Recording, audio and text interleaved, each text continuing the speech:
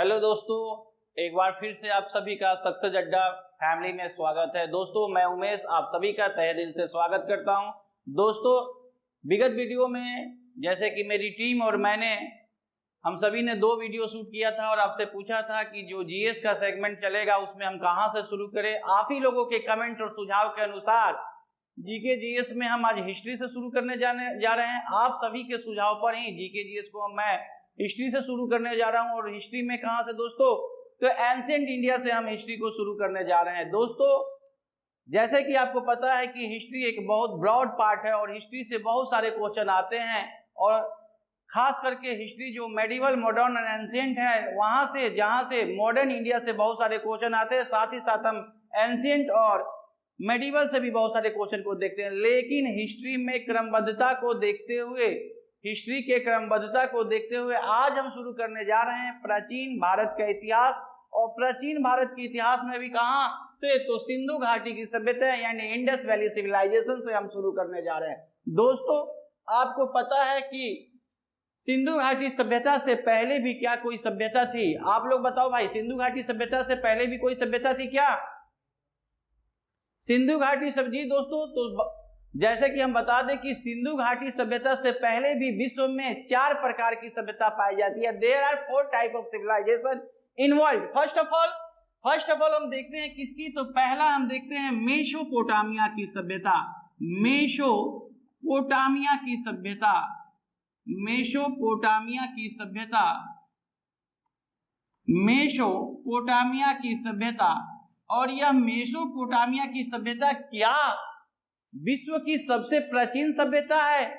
तो जी अभी तक हम यह मान के चलते हैं कि मेसोपोटामिया की सभ्यता विश्व की सबसे प्राचीन सभ्यता है। लेकिन दोस्तों जैसे ही क्लास मेरी बढ़ेगी हम इन चीजों को देखेंगे कि हरियाणा में 1-2 स्थल ऐसे मिले हैं जो यह सिद्ध करते हैं कि मेसोपोटामिया की सभ्यता से पहले भी एक और सभ्यता थी, जो हम अभी थोड़ी देर में इसके बारे में चर्चा करेंगे।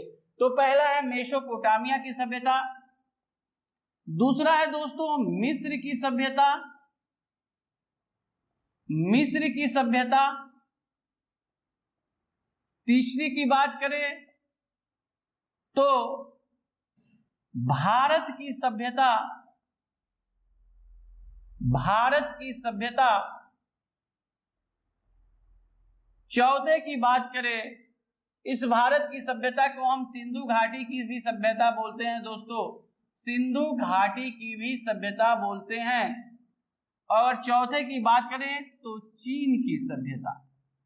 लेकिन दोस्तों आपको क्या पता है कि सभ्यता होती क्या है? What is civilization? सभ्यता होता क्या है? और संस्कृति क्या होती है? What is the main differences between civilization and culture? कोई बताएगा? कोई है भाई? कोई बताएगा कि सभ्यता क्या है और संस्कृति क्या है? तो दोस्तों सभ्यता, सभ्यता की बात करें, इस सभ्यता की बात करें तो यह सभ्यता मानव जीवन के क्रमिक विकास को दिखाता है। यानी मानव जीवन का जो क्रमिक डेवलपमेंट होता है, क्रमिक विकास का मतलब बच्चा छोटा, अगर इस बच्चे की बात की जाए, अगर इस बच्चे की बात की जाए, क्रमिक विकास क्या है बच्चे की?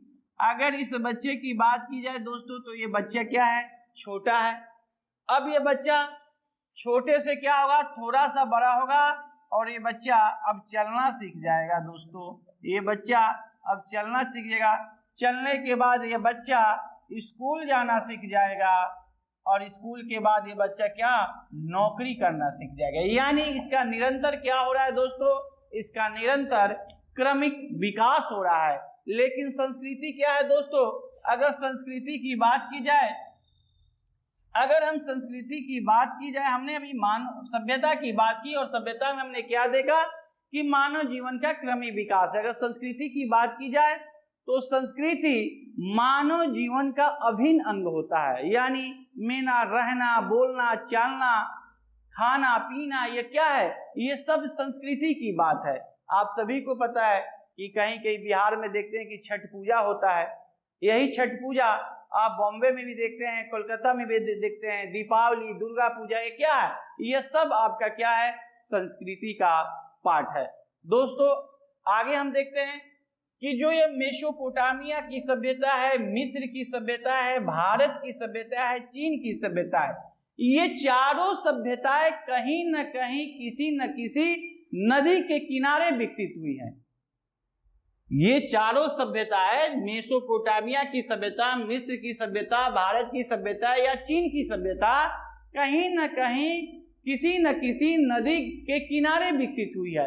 अगर इस मेसोपोटामिया की सभ्यता की बात की जाए कि यह मेसोपोटामिया की सभ्यता कहाँ विकसित हुई है दोस्तों, तो यह मेसोपोटामिया की सभ्यता दजला एवं फरात नदी के बीच में विकसित हुई है। कहाँ विकसित हुई है भाई, पीछे से बोलो, दजला एवं फरात नदी के बीच में विकसित हुई है।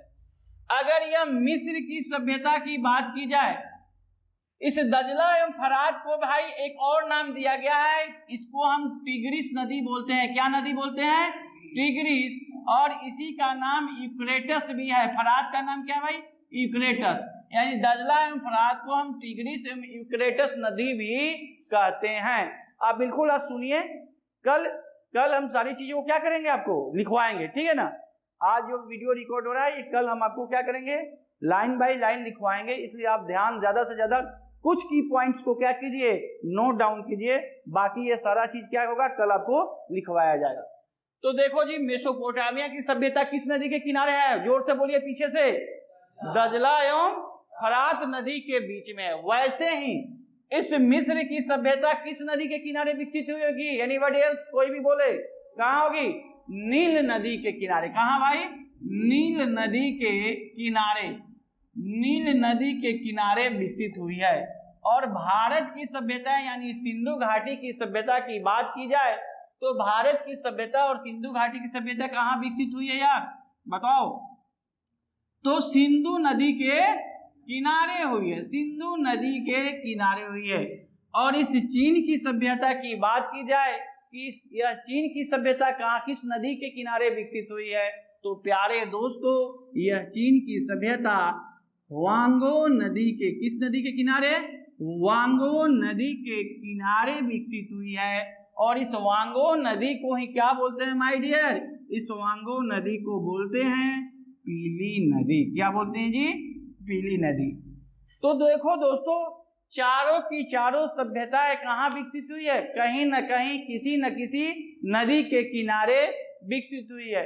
अच्छा आप मुझे ये बताओ कि ये कौन से कारण होंगे, वो कौन से कॉज होंगे जिसके कारण यह मेसोपोटामिया की सभ्यता या मिस्र की सभ्यता या भारत की सभ्यता या चीन की सभ्यता, ये चारों सभ्यताएं क्यों नदी घाटी के किनारे विकसित हुई। आप लोगों में से बताओ कोई भी कि सभ्यताएं, ये चारों सभ्यताएं क्यों नदी घाटी के किनारे विकसित हुई, एकदम बताइए, कोई एनीबॉडी एल्स, कोई भी आंसर दे। बहुत अच्छा भाई, एक बार इनके लिए ताली बजा दीजिए भाई, बहुत अच्छा जवाब है भाई। कि अगर इस नदी घाटी के किनारे देखा जाए, अगर इस नदी घाटी के किनारे देखा जाए तो इस नदी घाटी के किनारे क्या है भाई, इस समय के लोग क्या करते थे, इस समय के लोग यानी प्राचीन लोग क्या करते थे, इस नदी के किनारे इसलिए विकसित होते थे, रहते थे क्योंकि इनके लिए परिवहन का दूसरा कोई साधन नहीं था। तो ये नदी के यहाँ नाव बनाकर क्या कर लेते थे, पार हो जाते थे, कहीं एक स्थान से दूसरे स्थान चले जाते थे। दूसरा, ये नदी घाटी के किनारे का जो एरिया है, यानी जो ये पेटा है, जो किनारे का एरिया है, वो क्या होता है, काफी उपजाऊ होता है। क्यों होता है कि नदियां अपने साथ क्या लाती है, उपजाऊ मिट्टी बहाकर लाती है बाढ़ के दिनों में। इस कारण इसके आगे पीछे का एरिया क्या होता है, काफी उपजाऊ होता है, और कोई भी फसल फेंक दीजिए वहां पर क्या हो जाएगा, वो अच्छे से जम जाएगा, यानी उपज जाएगा। तीसरा, इस नदी घाटी के किनारे के लोग नदियों के पानी को क्या करते थे, पीने में भी क्या करते थे, उपयोग करते थे। जानवर क्या करते थे, पीने में भी इस पानी का उपयोग करते थे। इसलिए यहाँ के इस चारों की चारों सभ्यताएं के लोग क्या किया, नदी घाटी के किनारे रहना पसंद किया। अब दोस्तों आगे हम देखते हैं क्या, आगे हम देखते हैं क्या कि सिंधु घाटी सभ्यता को सिंधु घाटी सभ्यता की लिपि को, किसकी भाई? सिंधु घाटी। अब हम आते हैं सिंधु घाटी की सभ्यता पर। ये तो हो गया भाई चारों सभ्यता के बारे में हम बता दिए। अब हम पॉइंट पर आते हैं। हमारा मेन पॉइंट कौन सा है? सिंधु घाटी की सभ्यता। दोस्तों तो अब हम बात करेंगे सिंधु घाटी की सभ्यता के ऊपर और देखेंगे कि सिंधु घाटी सभ्यता में क्या क्या हमें देखने को मिलता है। माय डियर फ्रेंड्स, आप कहीं भी होंगे इस वीडियो को जरूर देखेंगे और कमेंट सेक्शन में अपना सुझाव, अपना कमेंट जरूर दीजिएगा। दोस्तों देखते हैं सिंधु घाटी की सभ्यता। दोस्तों सिंधु घाटी की सभ्यता वैसी सभ्यता है जिसके लिखित साक्ष्य तो मौजूद हैं। क्या है भाई? लिखित साक्ष्य तो मौजूद हैं। सिंधु घाटी सभ्यता के लिखित साक्ष्य तो मौजूद हैं, लेकिन आज तक इसके लिपि को क्या किया गया है? पढ़ा नहीं गया है। दोस्तों आज तक इसके लिपि को पढ़ा नहीं गया है। तो देखते हैं जी, हम आपको बता दें क्या कि वैसा काल जिसके लिखित साक्ष्य तो मौजूद हैं, वैसा काल जिसके लिखित साक्ष्य तो मौजूद हैं लेकिन उसको पढ़ा नहीं गया है, उस काल को हम कहते हैं अर्ध ऐतिहासिक काल। क्या कहते हैं? अर्ध ऐतिहासिक काल।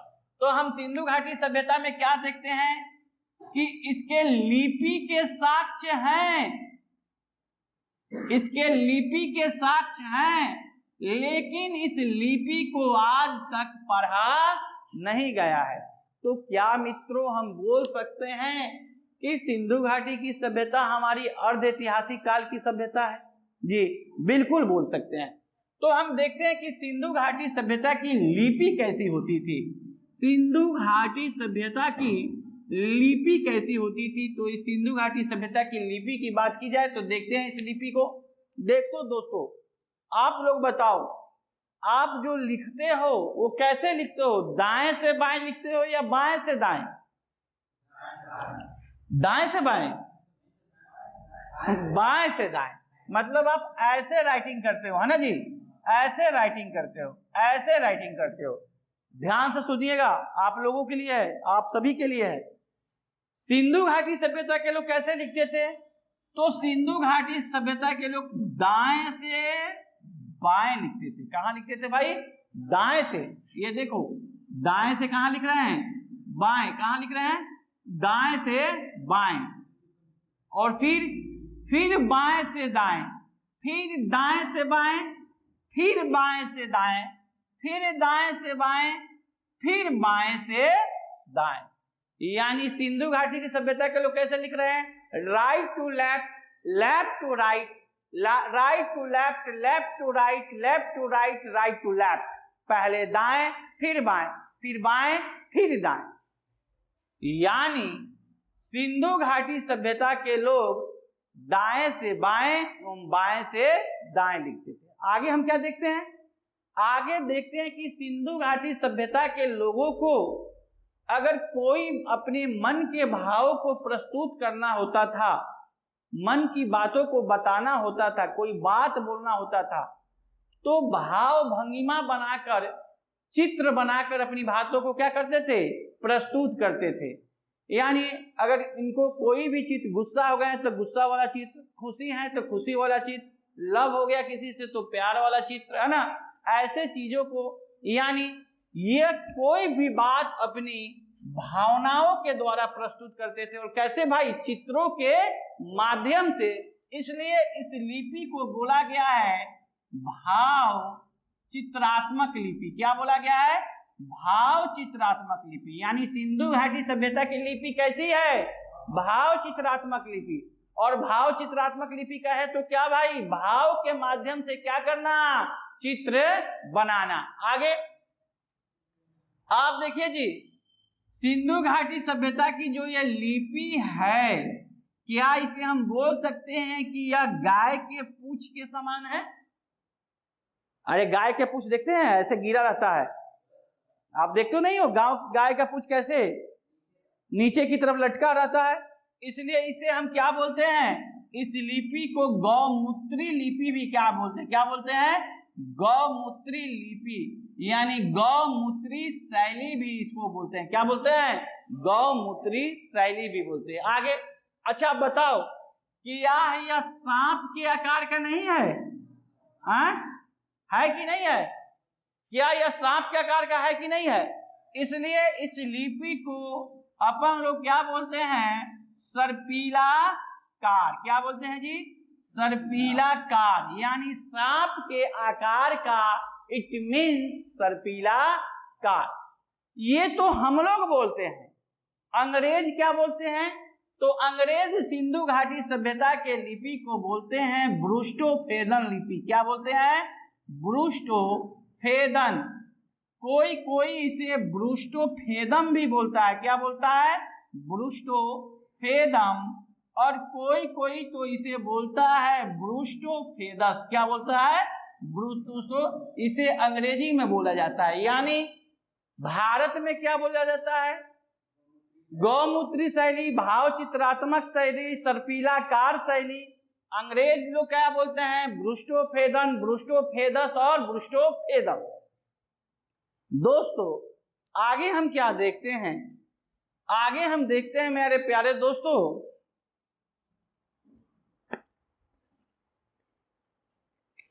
समझ में आ रहा है कि नहीं आप लोगों को? जो भी चीज होगा इसका कल हम लोग क्या करेंगे? लिखेंगे, ठीक है ना? फिर से अच्छे से समझेंगे इसको। अभी थोड़ा एक आउटलुक है, ठीक है ना? तो देखते हैं जी, इस सिंधु घाटी सभ्यता के जो लिपि हैं और जो लिपि के साक्ष्य हैं वो हमें कहां से मिले हैं भाई? ये सिंधु घाटी अभी तो हम सिंधु घाटी सभ्यता के लिपि के बारे में पढ़े। अभी तो हम सिंधु घाटी सभ्यता के लिपि के बारे में पढ़े। क्या लिपि के बारे में पढ़े? कि इसकी लिपि कैसी है? भाव चित्रात्मक है। और कैसी है? गौमूत्री है। और कैसी है? सर्पिलाकार है। अंग्रेज इसे क्या बोलते हैं? ब्रूस्टोफेदस, ब्रूस्टोफेदन और ब्रूस्टोफेदम। आगे हम क्या देखते हैं? आगे देखते हैं कि आखिर सिंधु घाटी सभ्यता की लिपि का हमें साक्ष्य कहां से मिला है? तो जी सिंधु घाटी सभ्यता के लिपि का साक्ष्य हमें कहां से मिला है? हमें हड़प्पा से मिला है। कहां से मिला है? हड़प्पा। हड़प्पा हम बताएंगे कि हड़प्पा कहां है पहले, ठीक है ना? पहले मान लेते हैं कि सिंधु घाटी सभ्यता के लिपि का साक्ष्य हमें हड़प्पा के कब्रिस्तान एज से मिला है। कहां से मिला है? कब्रिस्तान एज से हमें मिला है। और क्या मिला है भाई? यहीं से हमें, इस हड़प्पा से ही सिंधु घाटी सभ्यता के लिपि के बहुत सारे मोहरे हमें क्या मिली है? हड़प्पा से मिली हुई है। यानी बहुत सारे मोहरों के मिलने से हम यह प्रमाणित करते हैं कि सिंधु घाटी सभ्यता के जो लिपि के साक्ष्य मिले वो कहां से मिले हैं भाई? हड़प्पा से। और हड़प्पा में भी कहां से? तो कब्रिस्तान एज से मिली है। आगे इस सिंधु घाटी सभ्यता में हमें धौलावीरा से एक सूचना पट मिला है। क्या मिला है? धौलावीरा। यानी सिंधु घाटी सभ्यता में एक जगह है, एक स्थल है जिसका नाम क्या है? धौलावीरा। और इस धौलावीरा से हमें एक सूचना पट कहे तो बोर्ड, क्या बोले? बोर्ड। एक बोर्ड मिला है। और इस सूचना पट से हमें क्या मिला है? 19 प्रकार के चित्र मिले हैं। क्या मिले हैं? 19 प्रकार के चित्र मिले हैं। अगर सिंधु घाटी सभ्यता के अक्षर की बात की जाए तो सिंधु घाटी सभ्यता की अक्षर कैसे होते थे? ऐसे लिखे जाते थे। ऐसे ऐसे ऐसे ऐसे ऐसे ऐसे। और सिंधु घाटी सभ्यता में सबसे ज्यादा कौन सा अक्षर मिले हैं? तो सिंधु घाटी सभ्यता में हमें सबसे ज्यादा उल्टा यू आकार के अक्षर मिले हैं। कौन मिले हैं भाई? उल्टा यू आकार के अक्षर मिले हैं। अक्षर तो मिले हैं लेकिन इसको आज तक पढ़ा नहीं गया है। सिंधु घाटी सभ्यता के लिपि को आज तक नहीं पढ़ा गया है। और धौलावीरा से कितने अक्षर मिले हैं भाई? सूचना पट से 17 प्रकार के अक्षर मिले हुए हैं। आगे हम क्या देखते हैं? चलिए इस सिंधु घाटी सभ्यता के विस्तार की बात करते हैं कि सिंधु घाटी सभ्यता का विस्तार कहाँ था। कहां कहां तक यह सिंधु घाटी सभ्यता क्या है भाई, फैला हुआ है। तो इस सिंधु घाटी सभ्यता की अगर विस्तार की बात की जाए तो सबसे पहले ये कहाँ है भाई, भारत में। कहाँ भाई, इंडिया में। उसके बाद कहाँ, पाकिस्तान में।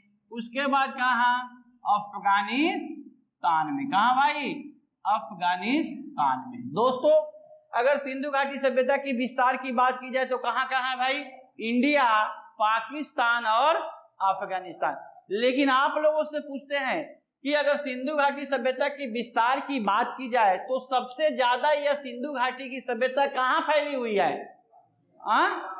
अरे कहाँ, इस इंडिया, पाकिस्तान और अफगानिस्तान में अगर पूछा जाए तो कहाँ, पाकिस्तान। जी बिल्कुल गलत जवाब। ये सबसे ज्यादा कहाँ फैली हुई है भाई, इंडिया में, भारत में। और भारत में भी सबसे ज्यादा कहाँ भाई, तो गुजरात में। कहाँ जी, गुजरात में।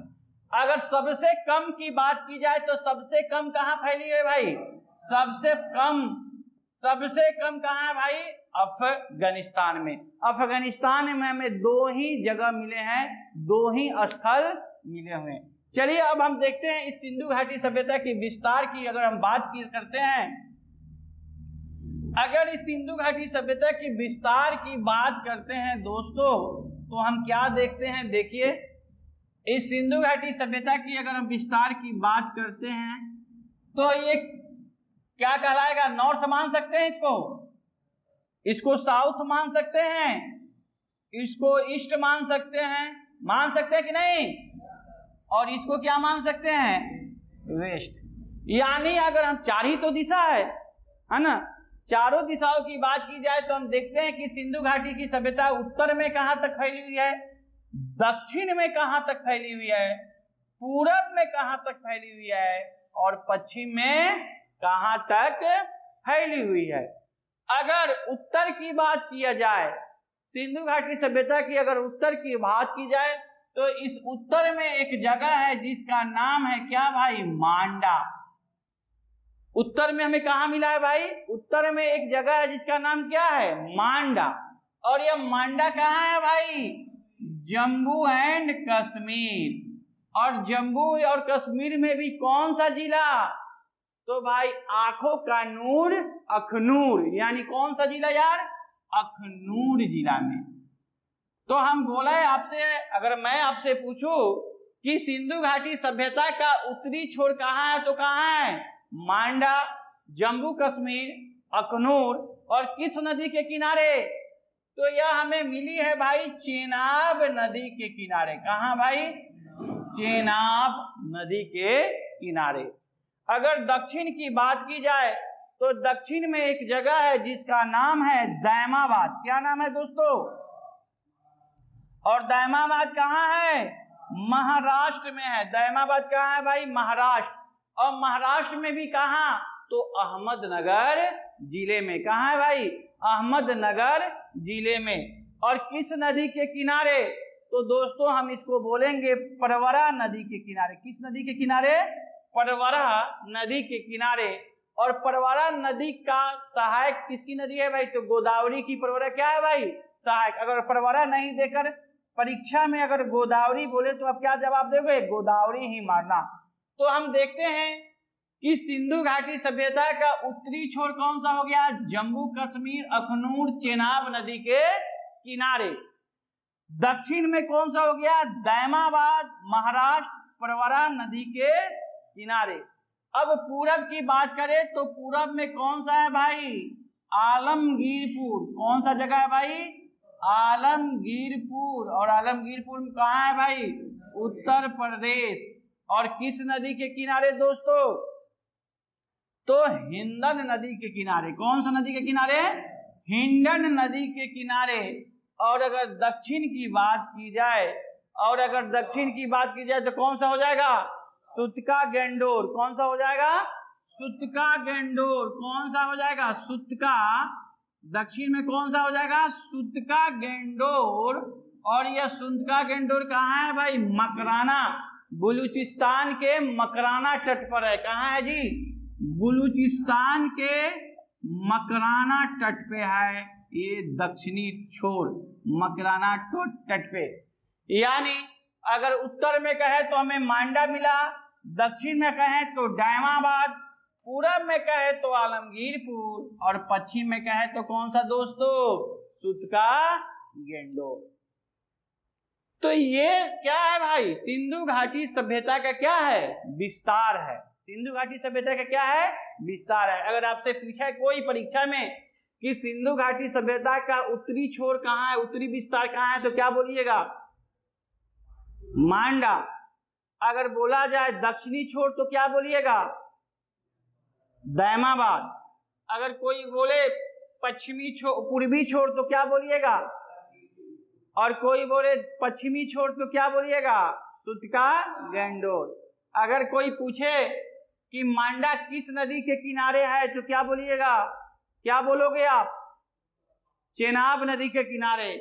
अगर आलमगीरपुर की बात की जाए ये किस नदी के किनारे है तो क्या बोलोगे, हिंडन नदी के किनारे। अगर दायमाबाद की बात की जाए तो किस नदी के किनारे है, तो परवरा नदी के किनारे है। और सूतका गेंडोर किस नदी के किनारे है भाई, तो यह मकराना तट के किनारे है। और नदी की बात की जाए तो यह दास्क नदी के किनारे, किस नदी के किनारे है, दास्क नदी के किनारे है। ठीक है ना। अब सवाल यहीं तक नहीं पूछता, यहां तो सब लोग नॉन होते हैं, सब जानते हैं। आपसे पूछ देगा क्या कि सिंधु घाटी सभ्यता के उत्तर से दक्षिण की लंबाई, किसकी लंबाई, सिंधु घाटी सभ्यता के उत्तर से दक्षिण की लंबाई कितनी है, इसकी लंबाई और इसकी लंबाई कितनी है, इसकी कितनी लंबाई है भाई, उत्तर से दक्षिण की लंबाई तो कितनी है भाई, तो इसको बोलोगे 1400 किलोमीटर। कितना भाई, 1400 किलोमीटर। किलोमीटर होता है या वर्ग किलोमीटर होता है, वर्ग किलोमीटर नहीं। कभी भी अक्षांश और देशांतर को हम किस चीज से मापते हैं, किलोमीटर से, और क्षेत्रफल को किससे मापते हैं, वर्ग किलोमीटर से। तो यह उत्तर से दक्षिण की लंबाई कितनी है दोस्तों, 1400 किलोमीटर। और पूरब से पश्चिम की लंबाई कितनी है दोस्तों, पूरब से पश्चिम की लंबाई कितनी है, तो यह पूरब से पश्चिम की लंबाई है 1600 किलोमीटर। और सिंधु घाटी अगर पूछ दे कि सिंधु घाटी सभ्यता के संपूर्ण क्षेत्रफल की लंबाई कितनी है, अगर परीक्षा में पूछ दे कि सिंधु घाटी सभ्यता की संपूर्ण क्षेत्रफल की लंबाई कितनी है, तो आप मान कर चलोगे लगभग 13 लाख वर्ग किलोमीटर। कितना यार, लगभग 13 लाख वर्ग किलोमीटर। दोस्तों यह है सिंधु घाटी सभ्यता का क्या भाई, विस्तार। दोस्तों आज हम यहीं पर रखेंगे, ठीक है ना। आज हम यहीं पर क्लास को रोकते हैं, वीडियो को रखते हैं। अगर वीडियो आपको थोड़ा सा भी अच्छा लगे तो इसे लाइक और सब्सक्राइब करना जरूर कीजिएगा। यह पहला वीडियो है किसी भी टॉपिक के ऊपर, आगे और भी बहुत सारे मजेदार, इसका सेकेंड पार्ट आपको 1-2 दिन में और मिल जाएगा। सेकेंड पार्ट सिंधु घाटी सभ्यता में अभी बहुत चीज छूटा हुआ है, अभी तो सिर्फ विस्तार लिपि की बात की है, बहुत सारा चीज अभी छुटा हुआ है। तो नेक्स्ट वीडियो में जो भी इसका नेक्स्ट पार्ट आएगा उसमें हम सिंधु घाटी सभ्यता के खोजकर्ता, कहाँ कहाँ क्या मिला है, इन सब बातों पर चर्चा करेंगे। दोस्तों आप अपना बेशकीमती कमेंट सुझाव जरूर दीजिएगा, कमेंट जरूर दीजिएगा। और एक महत्वपूर्ण सूचना, सक्सेस अड्डा से ही SSC 2022 का जो रिजल्ट आया है उसमें एक मेरे विद्यार्थी का नारकोटिक सब इंस्पेक्टर में रिजल्ट हुआ है, उनका नाम है अभिषेक राज। नेक्स्ट वीडियो में उनका रोल नंबर, फोटो और उनकी एक संक्षिप्त बातचीत भी आपको दिखाई देगी कि उन्होंने अपना कैसे तैयारी किया था। और नेक्स्ट ऑफलाइन बैच भी आने वाला है, जो नेक्स्ट वीडियो में हम अनाउंस करेंगे कि कितने तारीख से ऑफलाइन बैच आने वाला है। ठीक है दोस्तों, अगर वीडियो आपको थोड़ा सा भी अच्छा लगे तो इसे लाइक और सब्सक्राइब करना मत भूलिएगा। थैंक यू, धन्यवाद।